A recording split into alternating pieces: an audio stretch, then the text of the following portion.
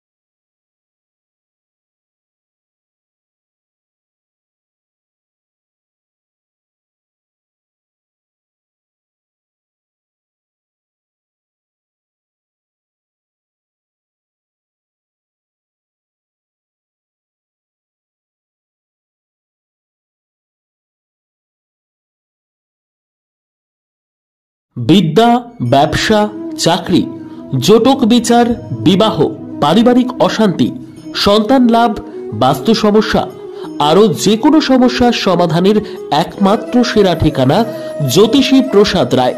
আর দেরি না করে আজই চলে আসুন প্রসাদ রায়ের কাছে।